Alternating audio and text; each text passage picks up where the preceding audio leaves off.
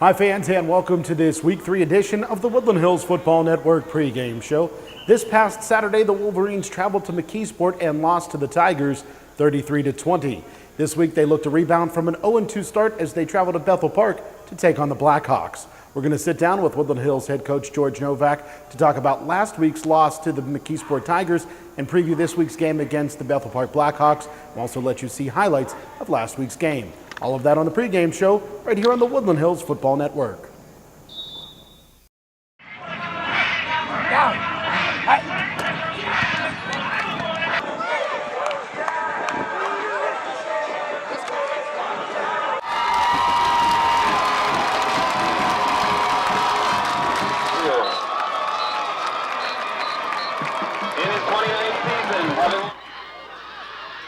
And a broken play. The pitch will go to Allen Wright, and Wright is met in the backfield. Randall, as a motion man, goes from left to right.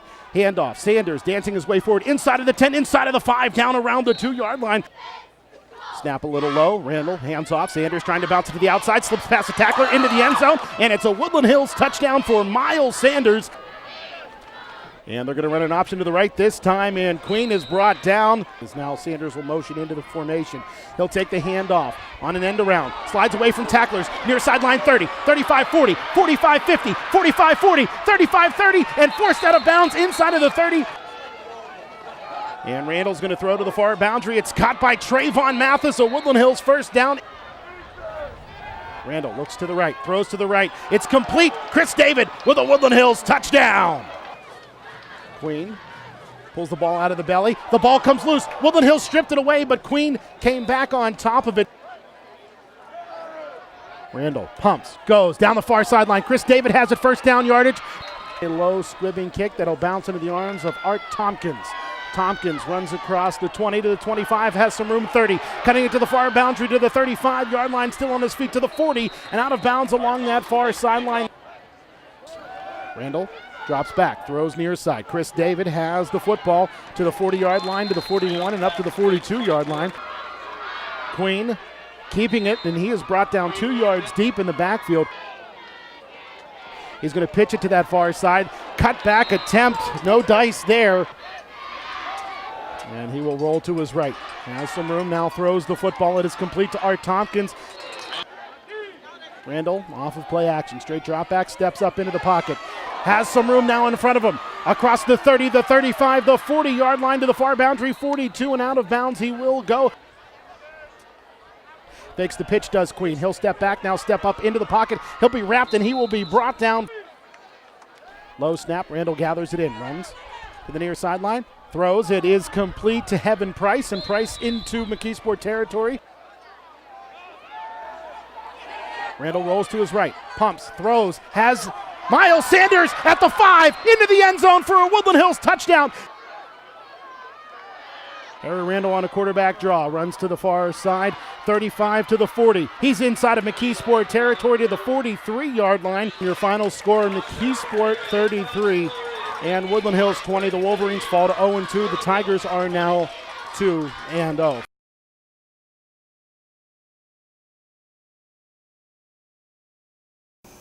Hi again, fans, and welcome to this Week 3 edition of the Woodland Hills Football Network pregame show. We're now sitting down with Woodland Hills head coach George Novak. And Coach Novak, before we talk about this week's game against Bethel Park, let's take a look back to last Saturday's loss to the McKeesport Tigers.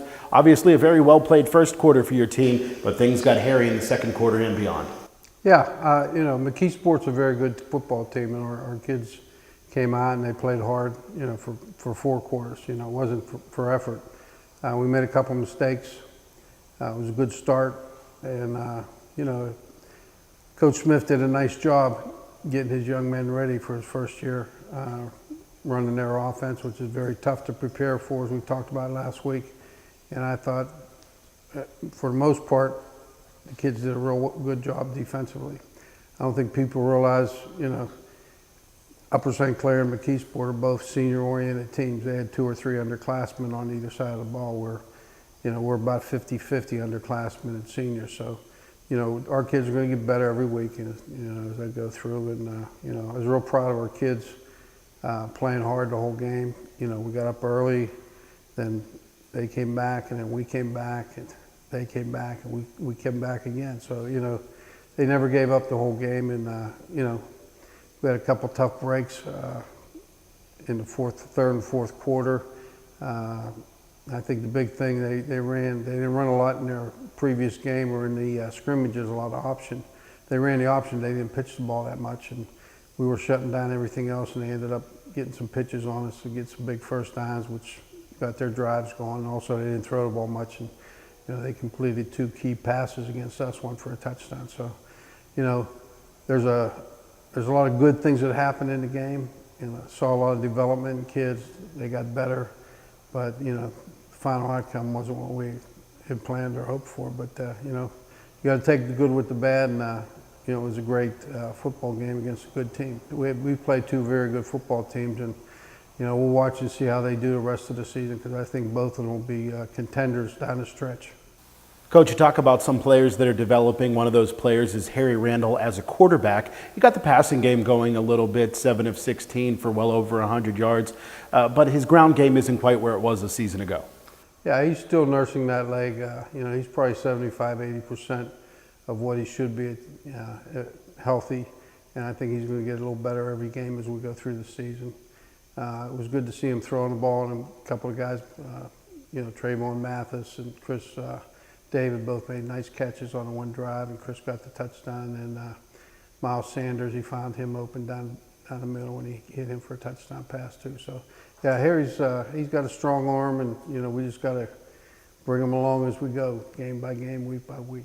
Let's talk a little bit about his decision-making process. Do you think the knee's affecting that at all? No, he's a quick decision maker. Whether he's going to pass it or not, he has very good vision. Threw a few dangerous passes across his body coming back, which we looked at on the film and went over with him. And he knows what he should be doing in his reads, and he's getting better at it. You mentioned Miles Sanders, another great football game. 2 games, well over 200 yards now on the ground, plus he had the 36-yard reception. Yeah, Miles is a outstanding athlete. He and Harry, they're 2 of our key guys offensively, and we got to use a lot of receivers. And Art Tompkins didn't carry the ball that much, but he has a lot of potential as a running back and a receiver also. So we got to utilize all our weapons if we're going to be successful. I'm sure with the defense, you were happy with how they were able to make some stops, especially against that very dangerous flex bone. But at times they were breaking instead of just bending. Yeah, like I say, we would stop them. It'd be 3rd and 8, and they'd come and get the pitch. And we made some adjustments at halftime and shut the pitch down. But then they started hurting us inside with the fullback and quarterback. How do you address a 3rd down issue like that? Well, if it's on 3rd down, McKeesport's a funny team, because sometimes they will run the dive. They got to cover their options. We always had the dive responsibility, the quarterback responsibility, and the pitch responsibilities. And what they were doing was overloading one side, and they blocked. We had 2 guys on the pitch. They were blocking both of them. They were cross-blocking in the first half, which hurt us. And then we made some adjustments, and then they straight blocked us. But the adjustments we made kind of stopped them trying to get outside on us. Well, you had to put on your athletic director's hat a little bit tighter than you usually do this week with the rain that damaged the Wolverine. And talk about that escapade. Monday we're practicing. We just went out to practice for a little bit. It started raining, so we came in and we were meeting, going over some film, and all of a sudden there was water coming in the doors of the Wolverine. So we sent the boys home, and coaches did what we can do. We made the appropriate phone calls to our administration and the Turtle Creek Fire Department and Allegheny County, and we were very fortunate. Some of the coaches, Kevin Murray and Tim Boster and Mr. Murray and Coach Whitehurst, were out in the street clearing the drains that were out in the street next to the Wolverine were clogged up, and that overflow was getting onto the field. Once we got those cleared out and the fire department came, Turtle Creek Fire Department did a great job of getting the water off the field. They brought some large pumps in, and they pumped the water off. By 11 o'clock at night, both sides of the field were drained of all the water. And they broomed the water and squeegeed it off the field, which got the majority of the debris and the mud off the field, so it didn't affect it as much. Then our maintenance crew also came in. They cleaned up, and on Tuesday they were on the field all day in the heat on Tuesday. Got all the remaining mud and stuff off the field and surrounding areas, and it was quick response by the fire department and our maintenance department, and they put some disinfectant on the field. We had an outside company come in. Of course, Coach Murray and Coach Tim and them, we cleaned out the inside of the Wolverine as well as we could till the wee hours of the morning on Tuesday. Then a company came in and disinfected everything. And we came down and practiced on our field Tuesday. Coach, let's talk about the Bethel Park Blackhawks, a team that is 2-0 on the year, and they had a big win in conference a week ago. Oh, yeah. Coming into the season, we knew Bethel Park was going to be a very good football team. They had 6 guys back from either first team, second team, or honorable mention all conference. They have a big offensive line, a couple Division I linemen. Their quarterback is only a sophomore, but he was their quarterback last year, Matheny. He's 6'1", 205. Now he put some weight on. The left-hander throws like Kenny Stabler. They like to run the option with him. They throw the ball with them, and they very diversified offensive attack. They run some I formation, some power stuff, and then they'll spread you. They run some option. Very tough to prepare for. And defensively, they're a base 5-2 defense. Very strong defensively.